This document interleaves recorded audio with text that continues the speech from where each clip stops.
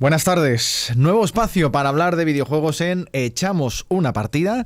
En nuestra anterior cita abordábamos la curiosa guerra de consolas iniciada en los años 80 por las propias marcas de consolas, Sega y Nintendo, aunque eso no quedó al final.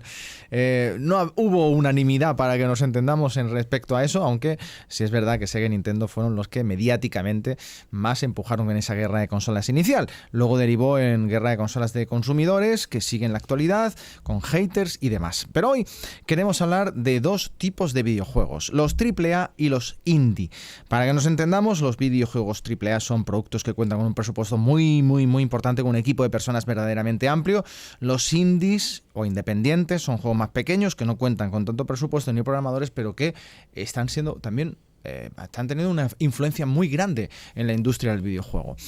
Para hablar de esto, como no, Rafa Teruel, Alberto López, Manuel Serrano. Muy buenas tardes. Buenas tardes. Y como siempre, Samuel Serrano, que lo tenemos a los mandos. Chicos, si os parece bien, vamos primero con los AAA. ¿Cómo hemos llegado a esto, Rafa? Porque sinceramente hay videojuegos que parecen auténticas películas de cine con personajes incluso reales, con actores. Con actores reales, claro. Pues, ¿cómo se ha llegado? Claro, es que hay que entender que el juego AAA también cambia con la generación de la consola. O sea, cuando en la tercera, con la PlayStation 3, ya cuando empezó, bueno, quizá un poco antes, al final de la PlayStation 1 ya se podría considerar AAA, por ejemplo, el Resident Evil, que ya tengo, que la primera parte, si recuerdo del videojuego, era un vídeo. Era un vídeo, con un poquito más realista. Una película muy cutre.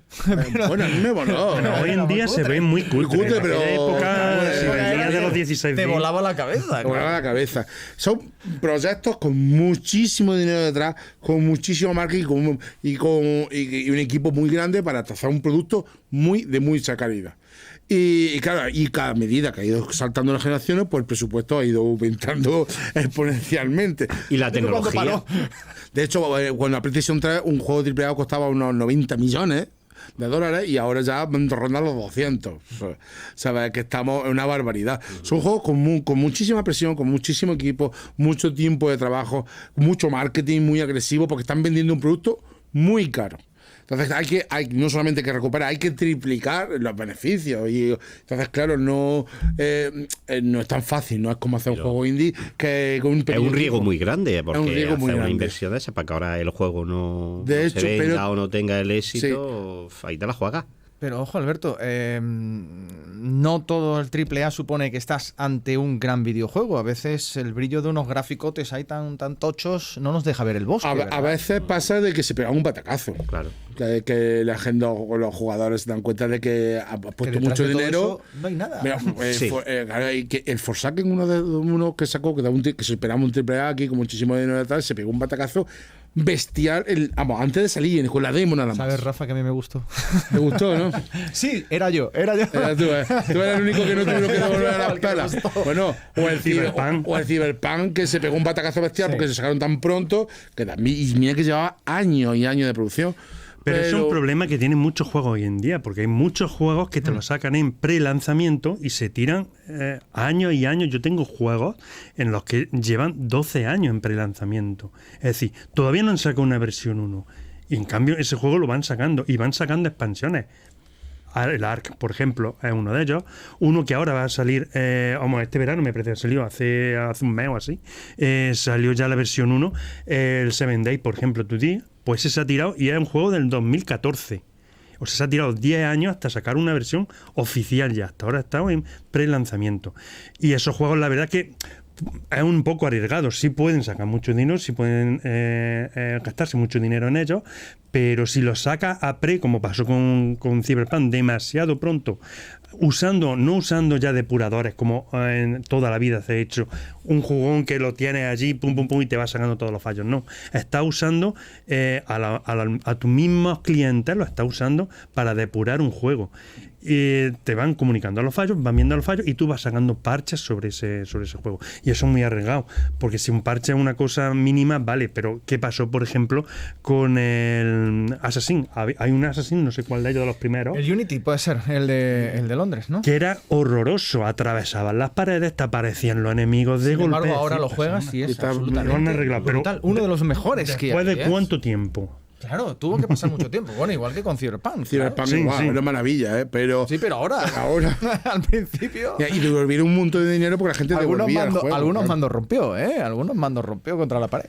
¿Cuánto diríais que costó, que se invirtió en el desarrollo de este juego? Pues Este- mira, Mazo Red Dead Redemption. No sé cuántos parte cientos 2. de millones. Uno de los mejores videojuegos de la historia. Sí, Pues 600 millones de euros. claro, Casi, 600 ¿no? millones. El segundo juego que más se ha invertido después de el Star Citizen, que se invirtió 630 Claro, millones sí, se ha dicho, de 630 euros, que, millones, que es ¿eh? mucho Que dinero. Es decir, muchísimo para dinero, recaudar sí, eso, tienes que vender muchos juegos a un precio que se puede vende. costar que... Y se No, vende. sí, me dijeron que sí. 60, 70 euros, que puede salir un Y triple ya, A. ya montan más. ¿Y solo está Ya para están más Xbox caros, ¿no? o para.? No, Está- pero en todas las plataformas. esa para compañía poder ampliar independiente. más los El diseño hoy beneficios. en día los juegos prácticamente los compilan para cualquier plataforma. Claro, pero pero bueno, es un dineral, bueno, pero fíjate de todas que, maneras- que es mucho. No, de Last of Por ejemplo, el de Sony ha salido a los años en ordenador con muchísimos bugs. ¿Sabes? Muchísimo. También fue memorable. ¿Sabes? Pero hay juegos que son exclusivos. Entonces, claro, ahí está esta es la nueva versión de la guerra de la consola, ¿sabes? Los videojuegos. Claro. Y ahora vamos a por los indies, que nadie se confunda porque a veces los indies parecen incluso triple A, como es el caso, por ejemplo, del primer Hellblade, que tenía unos gráficos de infarto y era un auténtico juegazo. Ahora han sacado la segunda parte ya con más presupuesto, ya con más poderío, pero al principio era un indie, ¿no? ¿Los indie los tenemos infravalorados de alguna forma o hay mucha gente que A ver, ni siquiera se fija en Están esas cosas? infravalorados porque tienen mucho menos marketing.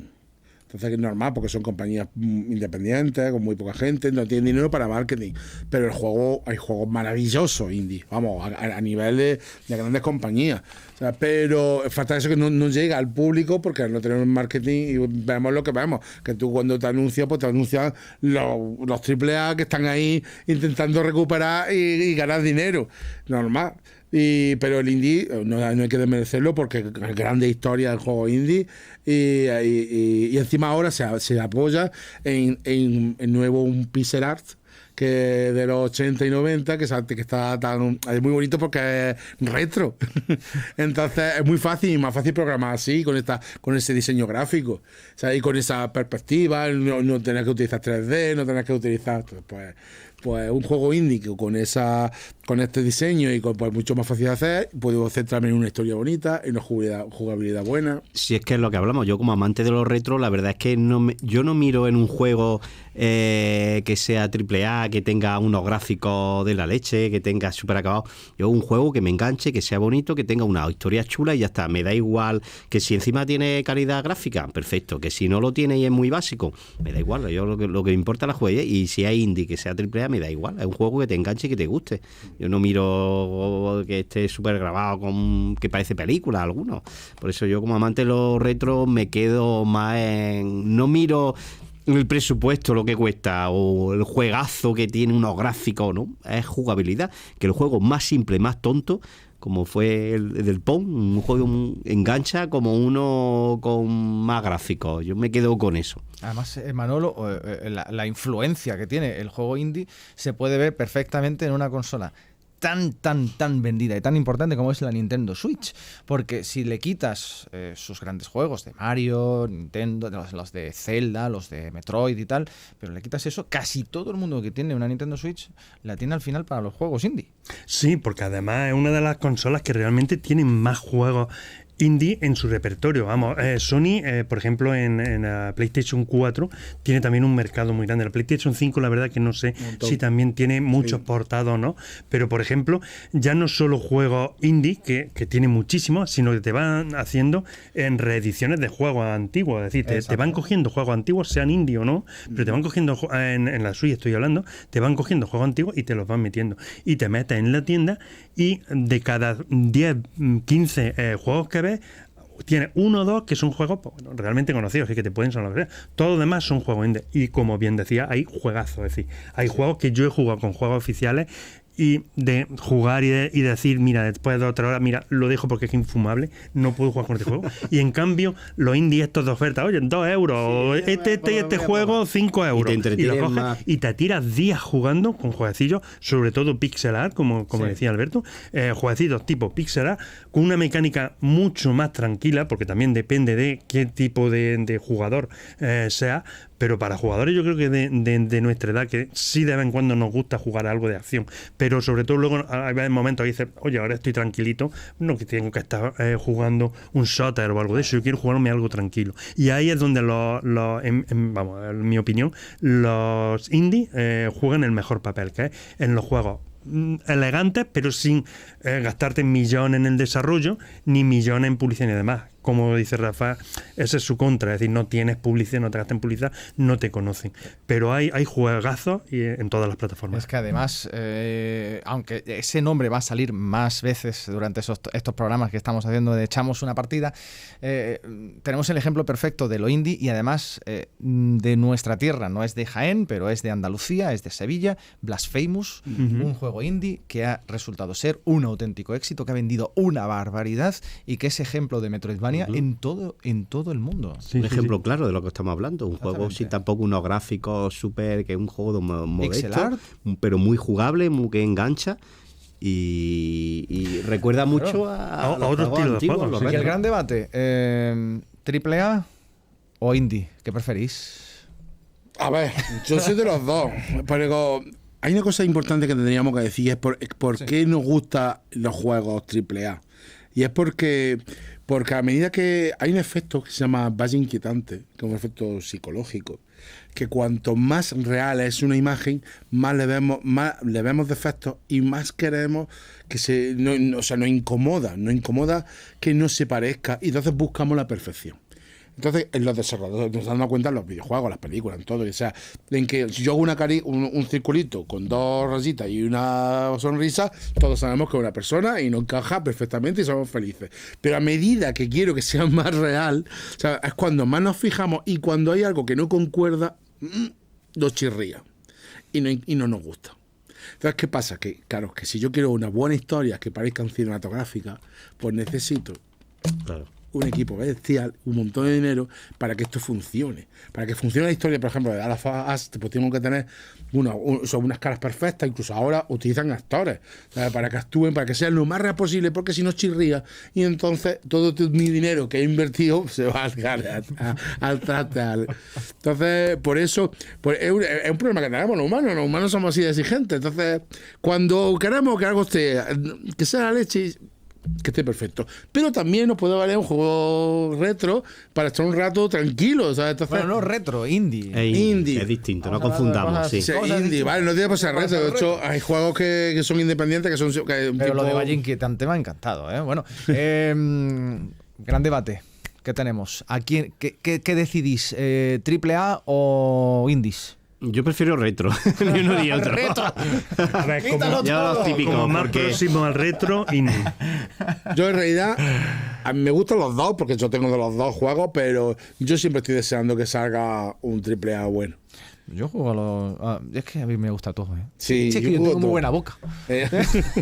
Pues me puede llevar a comer donde quiera. Pero ahora se ha anunciado el nuevo Assassin's Creed Shadow en Japón. Bueno, por aquí teníamos el Prince of Persia, el The Lost Crown, que se ha lanzado este mismo año, y es de Ubisoft, y es como el Prince of Persia original, en 2D también, aunque es 2,5D, porque hay algunas partes que se ven en 3 dimensiones, y es una auténtica maravilla. Parece un indie, pero no lo es. Esto es como la mezcla perfecta. Eso es como una mezcla, ¿sabes? Exactamente. Parece un indie, pero no lo es.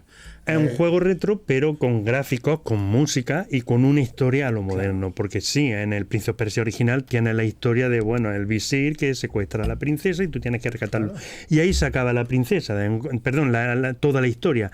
De vez en cuando, entre fase y fase, pues te sacaban una imagen, pero ya está, no había más historia. En cambio, los juegos hoy en día, sobre todo los AAA, tienen mucha historia, tienen mucho desarrollo, que es lo que engancha. Claro. Porque no es solo jugar por matar, sino vas tirando de una historia. Aquí tenemos dos AAA maravillosos. Fíjate. Encima unas de la top, mesa de Carlos este Expósito. estudio de Radio Jaén, Cadena Ser, pues tenemos muchos juegos retro, Claro. indie y AAA. Y hay juegos muy buenos.